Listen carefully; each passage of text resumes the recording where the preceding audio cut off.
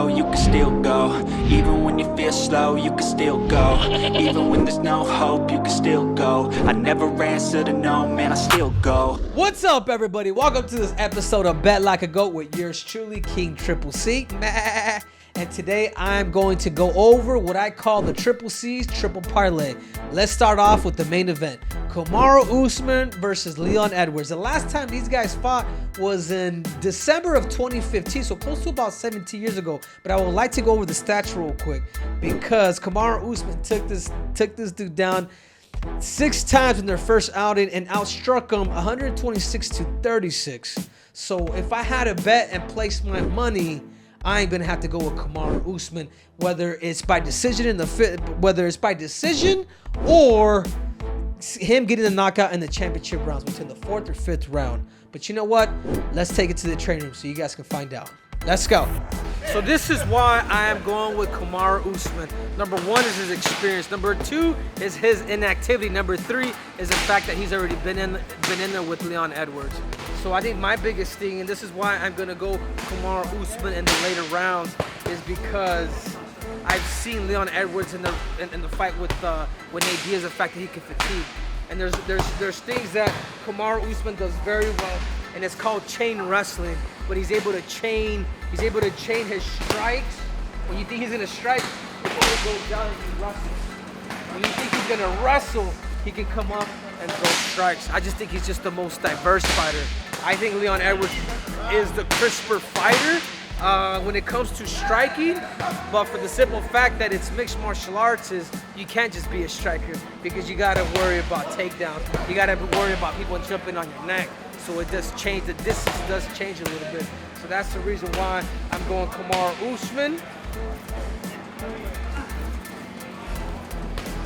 Whether he's faking the takedowns or he's going up top and striking. I just think it's too much. I think Kamaru's only getting better, and he's shown that. And I do believe that Leon Edwards is going to be the toughest matchup that he is going to have because, you know, he's got that chip on his shoulder and he wants to strike. So those are my 2 cents. I want to bring it over to Captain Eric, and what do you think? I'm going with Usman as well. I did the experience. You know, last time I saw Edwards do a warm-up, it was his brother, but he was coaching him in England. They did about an hour-and-a-half warm-up. They have to be weary about how fresh he is. You can't train like you're 24 years old anymore. He's 34 years old. If he's made those adjustments, if he worked on his wrestling, he may have a chance, but I still go with Usman. It's the wrestling, it's the unpredictability, it's the closeness of a southpaw and an orthodox. Those takedowns become a little bit easier as they're closer. So I'm staying with Usman. So there you guys have it. Kamaru Usman, Leon Edwards. You guys tune in. And now let's get to the co-main event. Rockhold versus Paulo Costa. I like this fight. This is the battle of the models. But at the same time, where is it that I'm going to put my money on? Because I do consider both of these guys friends, but I had to put my money. I'm going to have to go Paulo Costa in round 1. Why? Is because Rockhold's last 4 fights, he's been knocked out 3 out of his last 4. And for that reason, that doesn't make me comfortable betting for Luke. The last time he's won a fight has been 5 years ago. Paulo Borrachinha has the most significant strikes landed per round in UFC history. So for that reason, I am going Paulo Costa, round 1 TKO. But let's take it to the gym. Paulo Costa versus Rockhold. This is where its youth tends to take place here. Paulo is 6 years younger than Rockhold, and I do believe that Paulo Borrachinha, his power is going to pay dividends in this fight. It's been I want to say it's been 5 years since Rockhold has won a fight, and it's been 3 years since he's actually fought. So for that same reason, I gotta go Paulo Costa. I do believe Paulo Costa's power is going to be the difference maker here. When Paulo starts to get something in his head that he's gonna go out there, he's gonna knock you out, typically in a 3-round fight, it's gonna happen. We didn't see it against Israel Adesanya, but I do feel and I do believe that with a guy like Rockhold, Paulo's gonna be looking to catch the body to eventually come up, or catch the body and come up with that left hook. But he is just gonna be looking to strike. Another thing that Paulo does very well are his kicks. You know, He'll kick to the body. He's been getting better at kicking inside the leg, and he'll even go up top too as he caught Romero. So it's hard to sleep on Paulo Costa. It's hard to sleep on Luke Rockhold, but if I had to bet and put my money, I am going Paulo Borrachinha by TKO. Now I'd like to take it over to Captain Eric to get his 2 takes. The battle of who's more ridiculously good looking. I'll tell you what, Paulo the Eraser is going to get back to his erasing ways. If the Paulo that showed up against Yoel Romero shows up Saturday night, Luke Rockhold's getting erased. I believe Paulo's intensity, his power, and his pressure is going to be the difference. And to finish off Triple C's triple parlay, let's go to Jose Aldo versus Merab Dvalishvili. What can I say about this fight? First of all, Jose Aldo's in a 3-fight win streak, coming down. You guys have any idea how hard it is to go from 145 pounds to 135 pounds and then having success? So kudos to him. But like I said before, this is a fight that's based off of water and oil, and the oil that's going to come into that water, his name is Merab. Merab has 50 takedowns, which is the most in bantamweight history. He's not the most technical fighter on his feet, but something that he does have that I will give kudos to him for is his wrestling. The tenacity of the fact that even if you do get back up, he's going to continue to keep getting on your legs and continue to keep draining you. So for that reason, I am going on that money line, and I'm going straight Merab for this fight. So let's take it to the gym and see what you guys think. Merab versus Jose Aldo. This is a clash of two styles. This is like water and oil.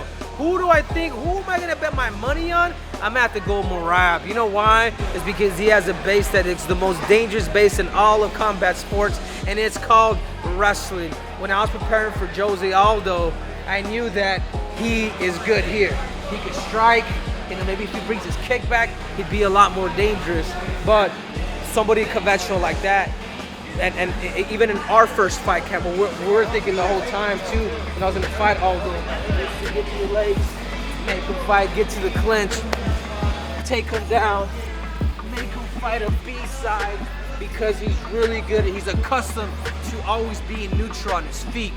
And there's one thing that Merab does very, very well, which he wrestles, man. Like I'm not necessarily impressed with his takedowns or anything like that, but what I am impressed with is his damn hustle to get the takedown, because he will get ready and get people to exchange with him, looking for his takedowns to eventually top control and ground and pound.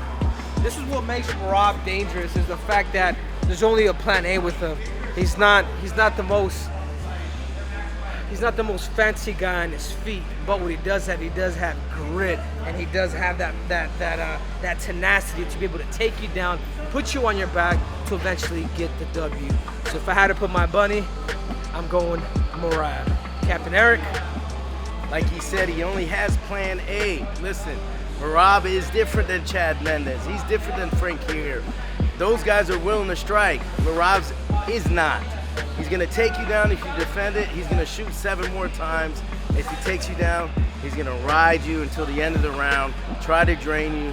Game plan's always the same.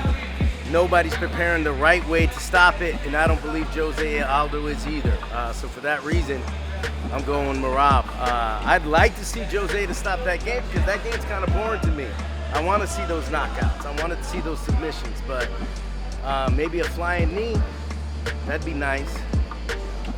Yeah, how would you guys, if Jose Aldo, any advice for him to stop those takedowns? Advice for Jose Aldo to stop those takedowns is I'm gonna have to say teeping him or winning the distance game. But I don't think that's gonna be enough. When somebody goes down from featherweight to bantamweight, it's a whole nother ballgame. The speed's different. Are you gonna be recovered? Are you gonna be drained during those 3 rounds? And I just feel like that fight's gonna really tell us a lot of how good Jose Aldo really is. Is he really a complete mixed martial arts?